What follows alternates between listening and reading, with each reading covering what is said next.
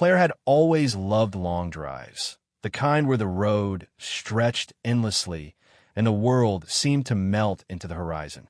After losing her mother a few months earlier, she needed space, silence, and somewhere to breathe. So, she packed a small bag, left the noise of the city behind, and drove into the mountains. The open road felt freeing, almost healing, until it didn't. By late afternoon, the winding road had turned to gravel.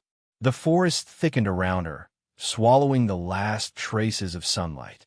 Her GPS froze, her phone lost signal, and then, without warning, the car jolted violently.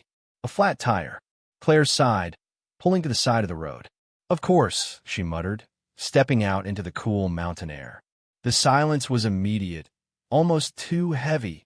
Not even the distant hum of traffic, just the whisper of leaves and her own unsteady breathing. She popped open the trunk, hoping the spare tire was still there. It wasn't. Her heart sank. She'd left it at home weeks ago after cleaning out her car. "Brilliant," she whispered. She tried calling for help anyway, but her phone screen taunted her. No service. Panic hadn't set in yet, but unease began to stir. She'd passed a small rest stop about 20 minutes back. Maybe she could walk there before dark. Grabbing her jacket and flashlight, Claire locked the car and started down the road. The forest pressed close on both sides, the trees tall and silent like watchful sentinels. Her footsteps crunched on gravel, echoing too loudly in the empty air. As the light faded, every sound grew sharper, the distant crack of a branch, the flutter of unseen wings. She tried to stay calm, telling herself it was just animals, just nature. But after 10 minutes, she realized she hadn't seen a single sign of the rest stop. No lights, no noise, just the endless road twisting deeper into the woods. Then came the sound that made her stop cold, a rustle behind her. Slow, heavy, deliberate. She turned, flashlight trembling in her hand, but the beam caught only shadows. "Hello," she called, her voice too small. No response, just the steady thud of her heartbeat in her ears. Claire swallowed hard and started walking faster. Then faster still. But no matter how quick her steps became, she couldn't shake the feeling something was out there. Watching, following, waiting. And with each echoing footstep, she began to realize she wasn't as alone as she thought. The deeper Claire walked into the forest, the more the darkness seemed to swallow her whole. The beam of her flashlight wavered, flickering across the trees like a fragile lifeline. Every rustle sent a chill crawling up her spine. Every shadow seemed to move when she wasn't looking. She told herself it was just her imagination, the wind, an animal, maybe a deer. But then she heard it again, the distinct crunch of something stepping on dry leaves. Not once, but twice. Deliberate, measured, following. Her breath quickened. "Hello," she called again, her voice cracking. Silence. Then faintly another sound, a low guttural huff. Not human, not close, but near enough to freeze her blood. Claire swung the flashlight around wildly, its light slicing through the dark, but the forest remained still. Too still. She could feel her heartbeat in her throat. The flashlight flickered once more, and then darkness. The light died completely. "No, no, no," she whispered, shaking it. Nothing. The battery was gone. Panic took over. She spun around, tried to remember which direction the road was, but everything looked the same. Trees, shadows, endless black. The air had turned cold and heavy, pressing down on her chest. She forced herself to breathe. "It's fine. Just keep walking," she murmured. But the further she went, the less sense the world made. The faint strip of road she'd been following had disappeared beneath leaves and dirt. Somehow, she had stepped off the path without realizing it. Her legs trembled as she stumbled forward through the brush, arms outstretched to feel her way. Branches scraped her arms, snagged her jacket, pulled at her hair. She tried to stay calm, but the forest had changed. It no longer felt quiet. It felt alive, watching, breathing. And then she heard it again, the same low huff, louder this time, closer. Claire froze. Her breath hitched, as she turned toward the sound. The darkness shifted.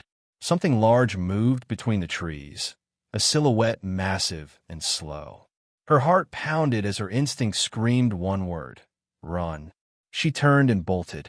The forest exploded with sound, snapping twigs, rustling leaves, her own panicked gasps. She didn't know where she was going. She just knew she had to move. But roots tangled around her feet, and before she could react, she tripped. The world spun as she crashed hard onto the cold earth. Pain shot up her leg. Her ankle burned. She tried to stand, but agony pinned her down. She was trapped. The sounds behind her grew louder, the heavy thud of footsteps approaching. Claire's trembling hands clawed at the dirt as tears welled in her eyes. "Please, someone help me," she whispered. A branch cracked nearby, and then silence. Pure, suffocating silence. Claire held her breath, frozen in terror. Then, from the edge of the clearing, two eyes appeared, wide, amber, gleaming in the faint moonlight. Her heart nearly stopped. The creature stepped forward, and the breath she'd been holding escaped her in a single shaky gasp. It wasn't a person. It wasn't a wolf. It was a bear, massive, powerful, and terrifyingly close. For one unbearable second, the world stood still. And in that moment, Claire knew her night was far from over. For several seconds, Claire couldn't move. The air itself seemed to thicken, pressing down on her chest as she stared into the glowing eyes across the clearing. The bear was huge, its shadow stretching across the ground like something out of a nightmare. Its dark fur shimmered faintly under the moonlight, and each slow, deliberate breath echoed in the silence. She tried not to make a sound. Her body screamed to run, but her twisted ankle made that impossible. If she moved wrong, if she startled it, this would end before it even began. She swallowed hard, barely daring to breathe. The bear took another step forward. The sound of its weight crushing the earth made her flinch. It stopped only a few yards away, tilting its head as if studying her. Its eyes weren't wild or angry. They were curious, watching. Claire whispered shakily, "Please don't hurt me." The bear exhaled through its nose, a deep, rumbling sound that sent a shiver down her spine. But then, to her disbelief, it didn't move closer. It didn't growl or charge. It simply stood there, massive and still, as though waiting for her to do something. Minutes passed. The forest around them seemed to fade, replaced by the rhythm of her heartbeat and the slow, steady sound of the bear breathing. It was almost calming. Against every instinct she had, she found herself lowering her trembling hands. Then, without warning, the bear turned. It moved back into the trees, its heavy paws silent against the damp earth. Claire's first thought was relief. She'd been spared. But that relief was short-lived. The forest was dark and endless, and she had no idea which direction to go. She needed shelter. If she stayed here, the cold alone could kill her before morning. And then she heard it, a soft rustle, not far away. The bear. It had stopped a short distance ahead, looking back over its shoulder. Waiting. "No way," she whispered. But the animal didn't leave. It huffed once, low, almost impatient, and then began to walk again, glancing back as if to make sure she was following. Claire stared in disbelief. "This is insane," she muttered, but what choice did she have? Alone, injured, and lost, her options were gone. Grimacing from the pain in her ankle, she forced herself to her feet and limped after the bear. The creature moved slowly, deliberately, staying just far enough ahead to keep her in view. The deeper they went, the thicker the forest grew, trees rising like ancient walls, moonlight dripping through the leaves in fractured beams. Each step felt surreal. The fear was still there, but something else had crept in too. A strange, fragile sense of safety. After what felt like forever, the bear stopped near a cluster of boulders. Nestled between them was a small opening, a shallow cave, half hidden by ferns and moss. Claire's heart skipped. Shelter. The bear stepped aside and looked at her again. Its expression, if an animal could have one, was unreadable, but there was something in its eyes. Something almost human. "You're showing me this?" she whispered, barely believing her own words. It made a deep, rumbling sound in response. Not threatening, but almost acknowledging. Then, with a heavy motion, it lowered itself near the entrance and lay down, its massive body blocking part of the opening. Claire stood frozen. Every logical thought in her mind screamed that this was madness, that she couldn't possibly stay near a wild predator. But the exhaustion in her bones and the burning pain in her leg left her with no strength to argue. Slowly, cautiously, she crawled toward the cave. Inside, it was cool but dry. The ground was soft with dirt and old leaves. She sat against the wall, wrapping her arms around herself, shivering. Outside, the bear shifted. It didn't move closer, it just lay there, facing outward, guarding the entrance. Claire's throat tightened. The same animal she had feared only minutes ago was now protecting her. Tears burned her eyes, but she didn't fight them. She let them fall silently as she whispered into the darkness, "Thank you." The forest was alive with sound, rustling leaves, distant owls, but inside the cave, there was only the soft rhythm of the bear's breathing.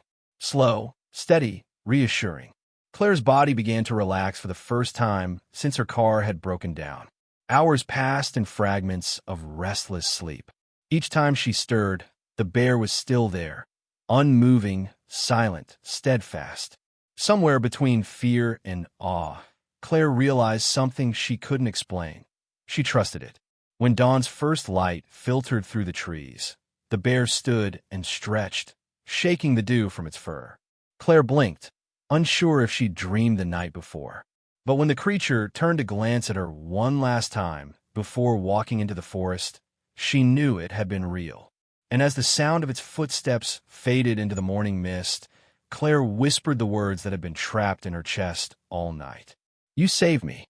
The morning light crept gently through the trees, turning the damp leaves into glistening mirrors of gold. Claire blinked against the brightness, her body aching from the cold ground.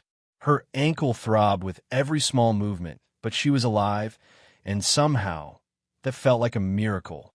She pushed herself up slowly, leaning against the cave wall. Outside, the forest was quiet, wrapped in a strange peace that made her wonder if the night before had really happened. But then she saw it, a single massive paw print pressed deep into the soil, leading away from the cave. The bear had been real. She limped toward the opening and stared at the track. It led downhill toward the denser part of the woods. Logic screamed that she should stay put and wait for rescue, but she had no food, no water, and no idea where she was. The only living thing that had shown her kindness had already gone, and somehow she couldn't stand the thought of being alone again. Grabbing a stick for balance, Claire followed the prints. The path wasn't easy. The ground was uneven, tangled with roots and slick from morning dew. Every few steps sent pain shooting up her leg, but she kept going. The forest around her pulsed with life. Birds calling from above, insects buzzing, the soft rustle of unseen creatures. After about an hour, she stopped to catch her breath. Her throat was dry, her lips cracked.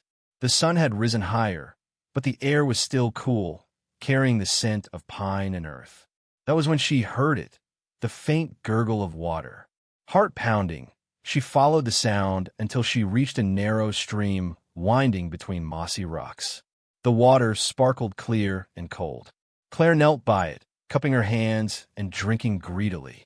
It was the best thing she'd ever tasted. Then she froze. Across the stream, half hidden by the trees, the bear stood watching her. Her breath caught. For a moment, neither of them moved. Then the bear stepped forward, lowering its head to drink from the same stream. Claire's fear had dulled to something else now. Respect, maybe even understanding. The bear didn't see her as a threat. It was simply sharing. When it finished, it looked at her once more, then turned and started walking along the water's edge. Claire hesitated only a second before following, limping carefully behind it. They walked for what felt like hours. The bear moved with calm purpose, sometimes glancing back, as if to be sure she was still there. Claire had stopped questioning the absurdity of it. She was beyond logic now. This was survival pure and simple. By midday, The bear led her to a small clearing filled with berry bushes. Their deep red fruit glistened in the light. The bear sniffed them, then began to eat. Claire's stomach twisted with hunger. She plucked a few and tasted them, sweet, tangy, safe. Relief washed over her as she ate slowly, grateful beyond words. The bear huffed softly, almost like approval.